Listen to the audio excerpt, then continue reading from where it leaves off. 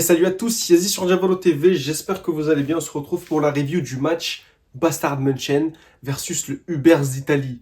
Match qui était plus ou moins attendu par la commu. Personnellement, c'était un des matchs que j'attendais peut-être pas le plus. Là, j'aurais dit München et PXG, mais il était quand même pas mal haut dans le rooster.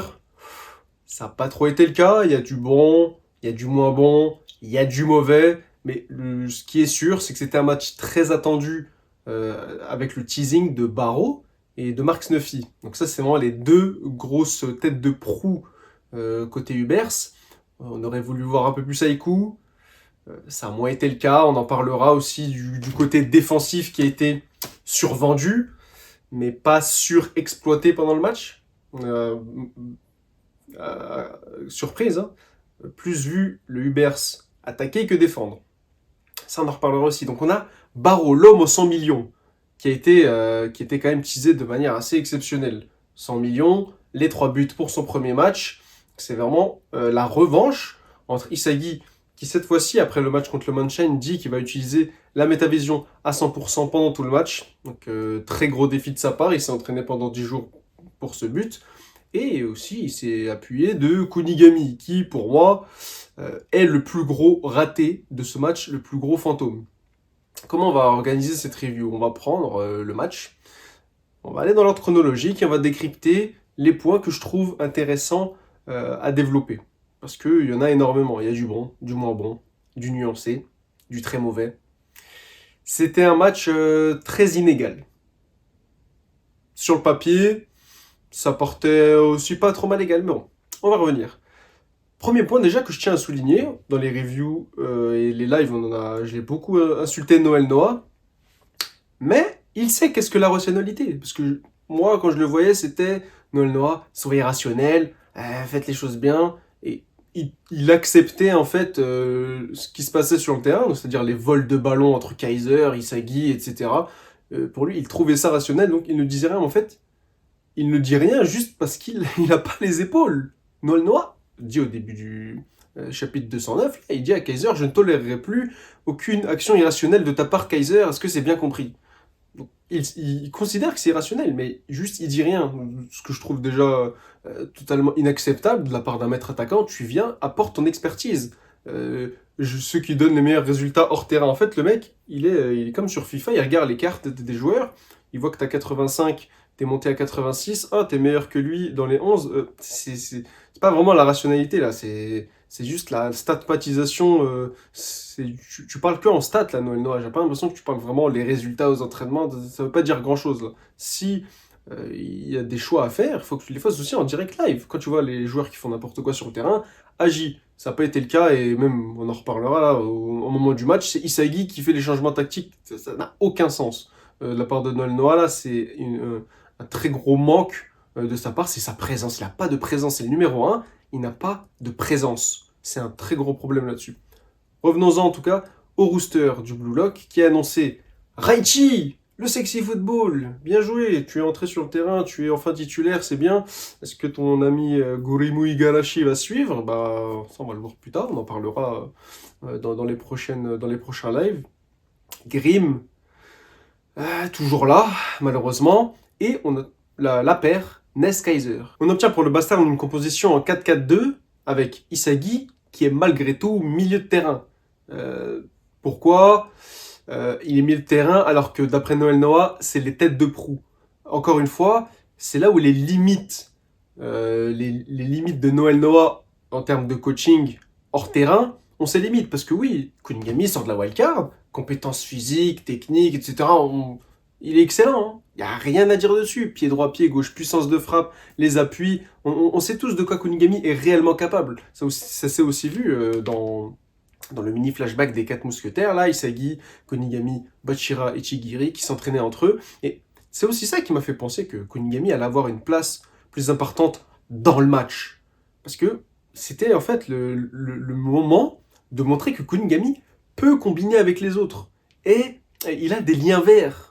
Donc là, je me disais qu'avec Isagi, il avait commencé à faire la paire. En plus du fait qu'Isagi est une des deux têtes de proue de l'équipe du Bastard. Ça, c'est Noël Noah qui le dit. C'est nous qui le voyons chaque semaine. C'est acté, c'est validé. Donc Kunigami est en pointe avec Kaiser. Kaiser, c'est tout à fait normal. avec Ness juste derrière lui là pour l'épauler. Pour ça que je me suis dit, ok, il va y avoir des nouveaux duos, des nouvelles équipes qui s'articulent. On avait déjà vu Kurona qui a fait un boulot monstre, Yukimiya qui se greffe aussi du côté, de l'autre côté, pardon. Et voilà, il y a eu Iori par la suite, c'est les petits îlots, c'est les petits camps. Et ça, c'est toute opposition avec l'équipe du Ubers qui est un tout organisé. Donc, moi, j'aime bien l'appeler l'organisation désarticulée pour le Ubers, qui est menée par le zombie Lorenzo, et la désorganisation articulée. Donc, c'est désorganisé partout, ça part en vrille, mais c'est articulé autour de certains groupuscules. Kaiser Ness, ça reste de l'autre côté. Ouais, on peut mettre Grim là, à la rigueur, on en reparlera. Avec Grim, entre guillemets, et t'as, comme on aime bien l'appeler, Docteur Isagi, qui rallie les gens à sa cause parce qu'il arrive à montrer le bon en eux, à les bonifier, à les mettre en avant, et ça lui permet aussi de se mettre en avant lui-même. On commence le match dans ce contexte. On a tout d'abord Kaiser, Ness et Grim qui combinent, donc sur la toute première action du match, et qui sera d'ailleurs leur seule combinaison du match, qui est la toute première action.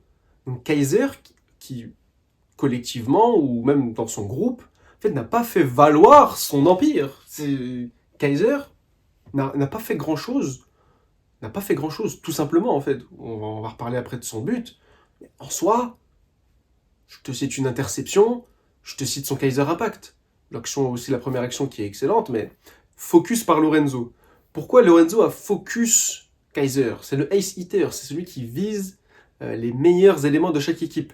Et c'est là la première erreur du Ubers, qui est menée par Lorenzo, ça a été de focus les joueurs sur leur prime, donc qui est un paramètre hors terrain, qui est totalement déconnecté de la réalité de ce qui se passe, du présent, du factuel, de qu'est-ce qui est en train de vivre, de se passer, de changer.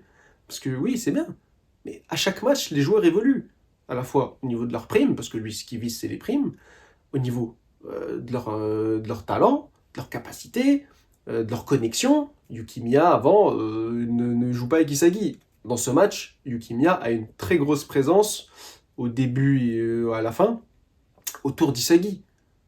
Ça, c'est des paramètres que tu peux pas ne pas prendre en compte, en fait. Prendre les primes, c'est être déconnecté du match. Donc, dès le début, Lorenzo, pour moi, est sorti de son match.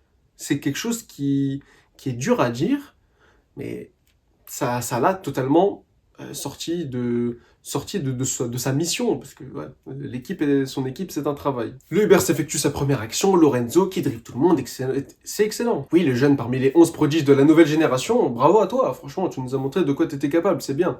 Ensuite, on a eu des prémices de Baro Tapinovski qui ont vite disparu par la suite, contre-attaque, Yukimiya, Kurona, vous connaissez le schéma, et là encore, c'est le néant. On nous avait vendu le Ubers comme une équipe défensive. Et qu'est-ce que t'as fait défensivement, Aiku, Nico, sur la première action, ils ont les yeux grands ouverts, ils font que dalle.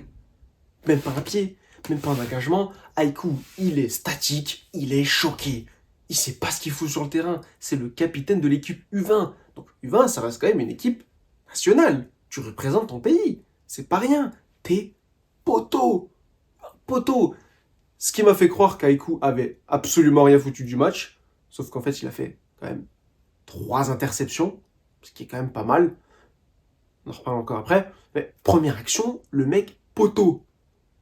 Isagi qui marque, même s'il est gêné par Ness, la reprise du gauche, merci Kunigami, c'est le seul moment où Kunigami a servi. Donc c'est hors match. Encore une fois, la déconnexion totale avec la réalité du terrain, à la fois par Noël Noah et aussi par Don Lorenzo. C'est un gros problème. Après le but d'Isagi, Lorenzo voit la perf, et la seule chose qui se dit, c'est que c'est de la chance. Deuxième erreur de Lorenzo, encore une fois déconnecté de ce match. Pourquoi tu penses à avant, aux primes qui sont figées dans le passé, Isagi n'a jamais marqué. Il a marqué, il a bien combiné, reprise du gauche, etc. Genre quand même des choses qui sont quand même très louables. Hein. C'est très bien ce que tu fais, Isagi. Mais non, Lorenzo, oh, c'est de la chance, il a même pas décidé de focus un joueur là-dessus. Pas forcément lui, parce que lui, sur Kaiser, il l'a très bien nerf d'ailleurs, là, excepté son but. C'est encore une grosse erreur de la part de Lorenzo. C'est pas normal d'être à ce niveau et de pas considérer la réalité du terrain. Cette grosse erreur qui est d'ailleurs soulignée par Barreau, parce que là, le Ubers, vu qu'ils sont carrés par Tonton Snuffy, avec tous les schémas tactiques, qui est une très bonne chose d'ailleurs, on va pas non plus cracher dessus, mais ils ont une mentalité de tout leur est acquis, tout est prévu, on m'a tout préparé sur un tapis, j'ai juste à faire ce que j'ai à faire, je me prends pas la tête avec les autres paramètres, on m'a dit ça, je fais ça, basta. Barreau explique dès le début les limites de cette stratégie. Parce qu'en fait, ils sont un peu trop dorlotés. Et pour être le meilleur attaquant, il faut déjà avoir cette rage, cette envie de ne pas se laisser guider ou donner la couronne, comme Barreau le dit. Il faut réagir aussi sur le terrain. C'est une réalité qui est implacable. Donc non pas, encore une fois je le dis, non pas que le plan de Snuffy est mauvais, mais à un moment donné, il faut aussi s'adapter, il faut laisser une petite marge d'erreur et laisser place à la créativité, à la rage, aux émotions. Tout n'est pas droit. Donc Lorenzo, certes, je t'ai beaucoup encensé, mais sur ce point, c'est un très gros manqué. Sachant que tu es le capitaine des Ubers, bah forcément, tu mènes un petit peu ton équipe vers le mur. Et tout ce laxisme-là, Barreau déteste ça, que ce soit dans la mentalité ou dans les actes. On a un très beau flashback de Mark Snuffy avec son ami Mick Moon, qui était son coéquipier pendant ses années un peu plus jeunes, avec qui il a progressé dans les ligues étrangères. Ils ont gagné de nombreux championnats, et on voit que Mick Moon, il avait les rêves, mais il n'avait pas la réalité concrète de les réaliser. Encore une fois, c'était guidé par un idéal, mais rien pour le mettre en place. Il n'y a pas de réalité concrète de matérialiser, de faire valoir en fait, ta vision à travers ton jeu. Mais j'aime beaucoup ce flashback dans la mesure où on nous amène un aspect du football, même du sport en général, qui est rarement développé.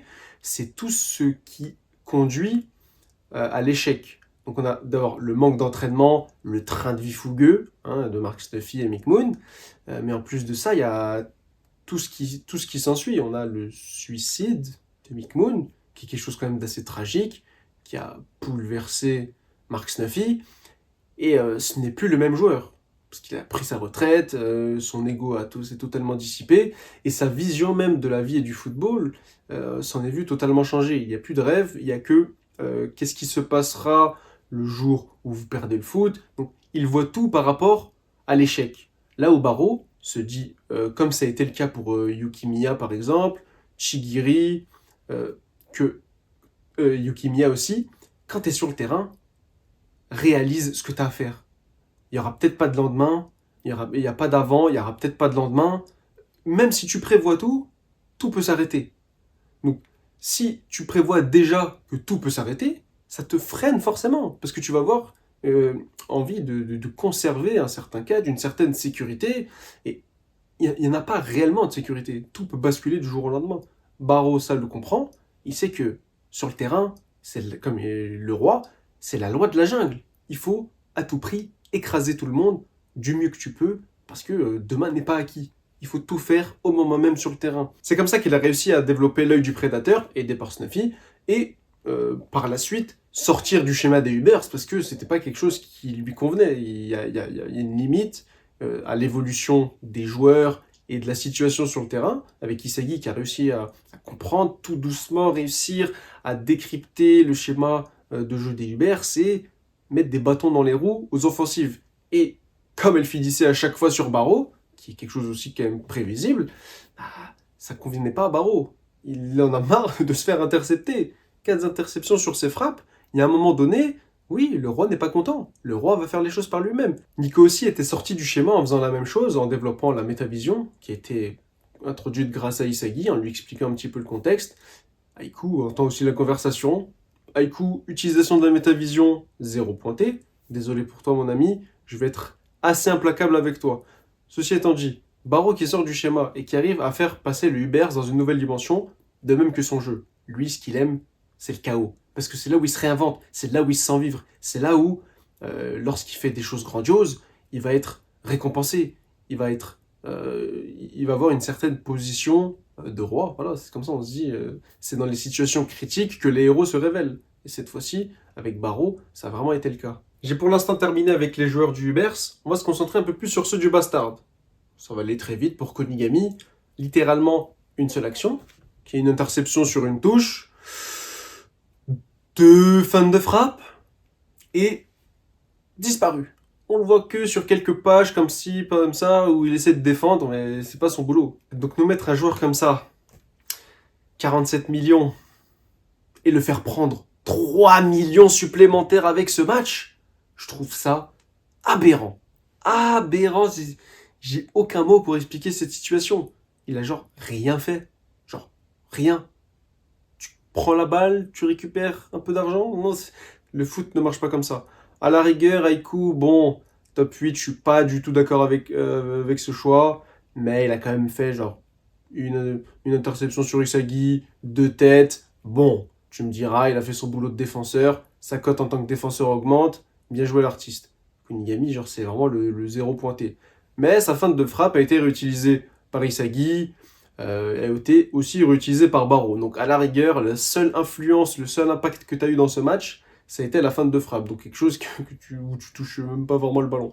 Bref, sur le deuxième but du Bastard, on a le Kaiser Impact cette fois-ci, en récupérant une balle d'Isagi flottante. C'est un peu à prendre en dérision parce que Kaiser, ça lui ressemble pas. Il a pas trop le choix.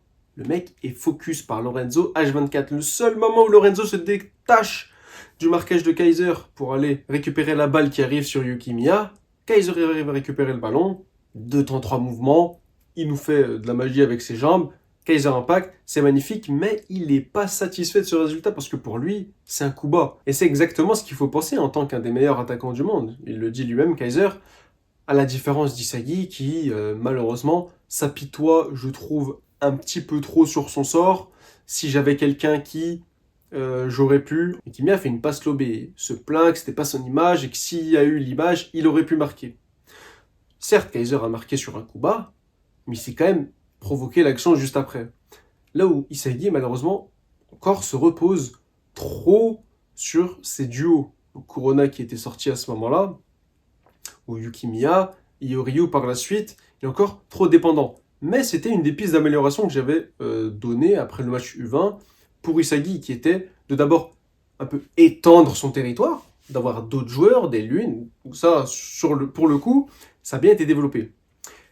Mais à un moment donné, il y a aussi une limite dans ces images, parce que ces images dépendent trop des autres. Euh, Là où Isagi doit progresser pour faire évoluer ses images, donc faire évoluer sa vision, c'est de pouvoir mettre en pratique de meilleures actions techniquement. Donc imagine que je puisse faire, maintenant je débloque le crochet, bah, mes images de mes buts vont être différentes, parce que je vais me dire que ok là je vais pouvoir recevoir le ballon, crocheter le joueur et frapper juste derrière. Si je ne sais pas crocheter, je vais devoir me dire que ok j'ai pas le choix d'être juste devant le but pour marquer, par exemple. Voilà. C'est là où c'est la prochaine évolution pour Isagi, mais je suis confiant, je suis très confiant, parce qu'il a remarqué que Barreau, lui, s'était rebellé contre le système, contre son équipe, pour réaliser ses propres images. Donc, à ce moment-là, il pète la rage. Hein. C'est au moment autour du deuxième but de Barreau. Il pète la rage. Quand il se dit même que c'est une défaite quand il voit que Barreau, lui, arrive à matérialiser, à mettre dans la réalité les images qu'il a en tête. Il dit, même si j'ai la meilleure idée du monde, si je ne peux pas la reproduire sur le terrain, ça ne vaut rien. Et je vais vous donner un argument supplémentaire qui prouve que si Isagi progresse techniquement, ses images aussi seront meilleures au moment du deuxième but de Barreau. Kaiser, Isagi défendent sur lui, ils sont juste devant lui. Il arrive à voir de Barreau uniquement l'enroulé du droit qui mettra la balle à droite, ou bien une frappe directe qui passera entre Kaiser et Isagi, et que dans les deux cas, il serait capable d'intervenir. S'il avait une vision un peu plus globale, à la fois des techniques, de sa technique en général, il aurait peut-être pu se dire que Barreau n'allait pas tirer à ce moment-là. Et c'est là où Barreau avait compris ça, elle s'est décalée et a fait voilà, sa frappe, petit pont, parce qu'il a réussi à voir quelque chose qu'il était capable aussi de réaliser techniquement. Ce n'est pas du tout de la chance. Moi, je le disais pendant les lives, hein. Le but de Barreau n'est pas une évolution particulière de Barreau. C'est un excellent but. En voyant le chapitre, c'est ouf, hein. Mais c'est pas Baro plus. Il a reproduit ce qu'il savait faire, ce qu'il a toujours su faire, c'est-à-dire des crochets, une frappe lourde. Si je résume, c'est ça. Il a, grâce à cette technique, il a pu voir plus loin que ce qu'il proposait d'habitude. De base, c'était des frappes enroulées ou des frappes puissantes, mais cette fois-ci, il a réussi à voir comment je pouvais aussi les faire. Et cette fois-ci, c'était à travers sous les jambes de son adversaire. Il y a de la place là-bas, il y a de la place. Tu sais que tu as de la place pour faire l'enroulé, tu as de la place si le gardien est dans les cages, tu as aussi de la place entre les jambes, par exemple. Ça a été le cas pour Baro. On a Baro qui est validé par Noël Noah, Isagi qui est validé par Snuffy. La rivalité entre les deux est aussi comparée à la rivalité entre Noël Noah et Jinpachi Ego. Point très intéressant qui va continuer à développer le storytelling autour d'Isagi. Bon, j'ai peur qu'on ait un lien trop direct entre Ego et Isagi, mais bon.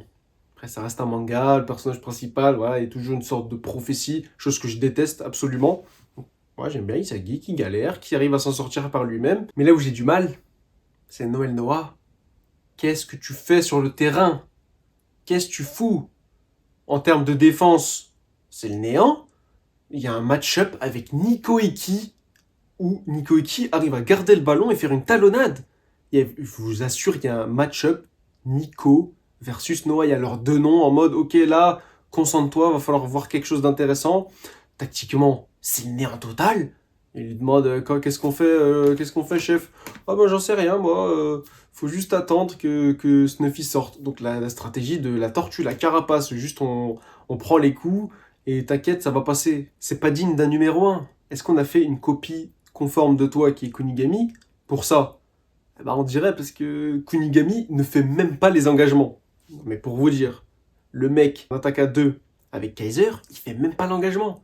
Genre, personne veut jouer avec lui. Il est fantomatique, comme Noël Noah. Sur le terrain, sur le banc. Là où t'as un Isagi qui attire les gens autour de lui, qui fait valoir leur potentiel, qui les fait progresser avec des conseils, avec des directives. Et c'est pareil pour Baro côté Ubers, qui est vraiment le chef d'équipe, le chef de file. Donc Isagi demande à Noah de ne pas faire entrer Kyorajin, qui sera très intéressant dans le match contre le PIG, j'en ai aucun doute. Il demande de faire rentrer Yoryu, qui est le joueur du match. Est-ce qu'on peut tous s'accorder là-dessus? Bon, je troll un peu, en vrai c'est Isagi, mais Yoryu, son entrée est stratosphérique, c'est phénoménal. J'ai jamais vu un joueur en 2 minutes me proposer autant de beaux jeux. Il décide d'arrêter de vivre pour les autres. D'un coup, il y a ces fantômes du passé qui ressurgissent, ses parents, le fantôme, le spectre d'ego aussi, qui lui demande de faire valoir son ego aussi. C'est vraiment un attaquant. Au final, il décide de se rétracter parce que le joueur qui l'inspire, c'est Isagi, et pour une fois, il va jouer pour lui, pour ses propres convictions, qui est de servir Isagi, d'essayer de le propulser au rang de numéro 1 mondial. Pour Yoryu, c'est la fin du développement. Il n'y aura pas plus. Il restera le lieutenant, le bras droit d'Isagi. Mais ça n'empêche pas de faire d'excellentes choses sur le terrain. Donc il est là, il passe tout le monde. T'as du Baro qui revient en défense qui a aucun sens. Les gars, si vous voulez que quelqu'un ne passe pas, juste marquez-le en fait. Je sais pas pourquoi les joueurs dans ce match ne prennent pas leurs joueurs. C'est incompréhensible. L'Ubers qui était censé être l'équipe défensive, ils défendent en zone. On n'est pas au basket les gars. Chacun son joueur, tu le marques à la culotte. T'as pas vu Reichi comment il a fait sur Snuffy? Tu prends sa zone, tu l'empêches d'agir, aussi simple que ça. Le foot, c'est pas dur en défense. Tu suis comme ça. Il y a un peu d'anticipation aussi sur certaines passes et tout. Mais la base reste simple. Tu suis ton foutu joueur. Et à un moment donné, si Noah arrive même pas à dire ça, Snuffy non plus, genre, tu leur as appris quoi? Défendre en zone, ça passe tout le temps. Iori fait valoir son ego, frappe lourde de loin, qui m'a totalement impressionné, moi aussi, arrêté par Sendo. Il y a un théorème millénaire dans Blue Lock. Si le gardien rate ta balle et qu'elle revient sur le terrain, c'est que t'es nul. Si le gardien dévie ta frappe, bravo, tu es un très bon joueur avec un bon potentiel, mais l'auteur a décidé de ne pas te faire marquer. Si un joueur, qui plus est attaquant, qui est Sendo, vient défendre pour t'enlever la balle du but, comme il l'a fait pour Bachira pendant le match U20, c'est que vraiment, frère, t'es le meilleur joueur du monde. Et Iori, son numéro 23, c'est comme Michael Jordan. Hein. J'ai jamais vu quelqu'un autant bousculer le match que lui. Genre, c'est stratosphérique ce qu'il nous a fait, Iori. Franchement, wow. En voyant cette frappe, Isagi comprend quelque chose. Il capte quelque chose. une image qu'il n'a pas pu voir, c'est réalisé, c'est matérialisé devant lui. Donc il le sollicite, Ioriyu, pour faire avec lui des images que les gens ne voient pas. Il lui a dit ne regarde pas, ne réfléchis pas, ressens notre image et agis. Le même conseil qu'Ioriyu lui avait donné pendant la 3e sélection. Et c'est comme ça qu'Iori arrive tout doucement à comprendre les intentions d'Isagi et comblé avec son ambition, qui se dit mais non, Isagi n'a quand même pas pu dire ça, se dit bon, je vais le suivre dans sa folie, c'est une image que les deux ne voient pas, ne se communiquent pas, mais que les deux visent. Iori sur la dernière action arrive à dévier l'intention avec son crochet extérieur vers le milieu de terrain pour qu'Isagi puisse lui partir dans le dos. Tout le monde est brain. Aiku qui garde bien Kaiser, mais pourquoi vous donnez pas des autres instructions? Suivez Isagi, suivez Kurona. Les gars, marquage individuel, fin de match, colle ton joueur. Et non, la limite de la prévision de Snuffy, elle est là. C'est qu'il y a un moment donné des choses que tu ne vois, toi-même tu ne vois pas, qui sont juste du marquage simple, à un moment donné ça va te passer dans le dos. Et c'est ce qui se passe. Bon, c'est quand même une passe très limite, là, elle passe vraiment sur le fil. Isagi qui nous régale une dernière fois avec sa reprise de volée, fin du match, mais c'est pas non plus l'hyper joie de mon côté, hein, parce que ça reste un but fait principalement avec la vision, épaulé grandement par Ioriyu, et ça reste une reprise de volée, juste encore une fois. Il n'y a pas encore eu ce cap technique qui est passé. Quand tu vois le match qui arrive derrière, tu te dis, il n'est pas encore dans les conditions optimales, et il n'a pas l'air d'avoir compris que sa vraie progression sera technique. Il le comprendra plus tard, il n'y a pas de problème, mais sur ce qui est des images, donc matérialiser son image, il n'est pas encore en mesure de le faire lui-même, parce que techniquement aussi c'est encore très limité, mais avec sa lune, avec Ioriyu, il arrive à bien combiner. C'est là où je disais que c'est un match d'équipe, l'organisation désarticulée, la désorganisation articulée. Voilà, pour le bastard, c'est la désorganisation articulée. Isagi arrive tout doucement, dans tout ce chaos, donc dans cette désarticulation, à articuler autour de lui plusieurs acteurs. Et on voit que les joueurs allemands, ils sautent un à un. Gessner, il est plus là. Grimm, il va sauter dans pas longtemps. Il va rester que Kaiser Ness. Ça va être le seul duo un peu fantomatique, là. C'est juste des fantômes d'eux-mêmes, quoi. Qui va perdurer dans une équipe qui va bientôt être full Blue Lock. Et dans le prochain match, on aura du Blue Lock contre Blue Lock. On est quand même un petit peu sur un développement à la première sélection, avec une équipe qui va commencer de plus en plus à être soudée autour du leader Isagi, et de trouver des schémas de combinaison. Donc comme ça avait été le cas pour Isagi Bachira, Isagi Kunigami, entre autres pour l'équipe Z. Au niveau des primes, c'est la déprime. On va les lire devant nous. Alors 20e Reichi, 18 millions, c'est tout à fait mérité, bien joué. 18e Ioriyu, 20 millions. C'est tout! C'est tout! Il a plus à porter que Kunigami. Bon, il n'a pas marqué, certes, mais il a quand même une belle passe D. Mettez-le un peu plus haut, là. Kurona, 12e avec 34 millions. Ça va, respecté. Mais quand tu vois que devant lui, tu as du Haryu, 35 millions, pour 3 têtes, c'est un défenseur, qui a même pas le profil attaquant, on sait que c'est quand même les profils offensifs qui brassent le plus d'argent. 9e Yukimiya avec 36 millions. Bon, à part son but, n'a pas fait grand chose, mais bon, on va dire c'est grâce au but d'avant. Aiku 8e avec 38 millions. J'ai même pas envie d'en parler, 3 interceptions, allez si vous voulez, de toute façon sur le terrain, il n'a pas eu les épaules qu'il devait avoir. Kunigami 5e avec 50 millions. Quand tu vois que les primes descendent, comment tu peux prendre 3 millions de plus Kunigami? T'as rien foutu. Ah, j'ai été dur avec Aiku avant. J'ai vu qu'en fait il avait quand même fait 3 belles interceptions. Kunigami, c'est le néant. C'est Fukakugen tiers. Il n'y a rien à gratter, excepté une fausse récupération sur une touche. 3 feintes de frappe. 3 millions de plus. 1 million par frappe de frappe. C'est ça qu'on est en train de me dire. C'est aussi simple. C'est la honte absolue. Barreau 3e avec 130 millions.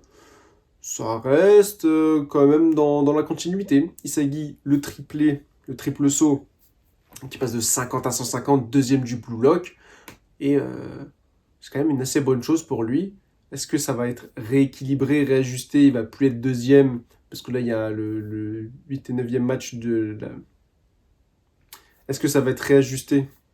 Est-ce que ça va être réajusté pendant... Est-ce que ça va être réajusté pendant la pause du Bastard? Est-ce qu'il va peut-être repasser troisième et Barreau va remonter encore d'un cran pour avoir le match-up final avec son rival de toujours, hein, qu'il a annoncé d'ailleurs aussi pendant le match contre les U20, et Rin, le considère aussi comme un rival, de Rin contre Isagi dans le match Bastard versus PXG. C'est ce qu'on attend au prochain match en tout cas. Ça va être la fin de cette review. Ça a certainement été chaotique. J'ai fait du mieux que j'ai pu. Parce qu'il y a beaucoup de choses à traiter dans le match. C'est aussi un premier exercice pour moi d'être face caméra et de parler pendant genre plus d'une demi-heure de Blue Lock non-stop sans m'arrêter. D'un gros match. J'espère que vous serez indulgents sur cette première fois. En tout cas, n'hésitez pas à me donner vos avis en commentaire sur le match en général ou sur les points que j'ai traités, sur des points que j'ai pu oublier aussi. Et on se dit à la prochaine pour une nouvelle vidéo Blue Lock. Pendant ce temps, portez-vous bien. Ciao!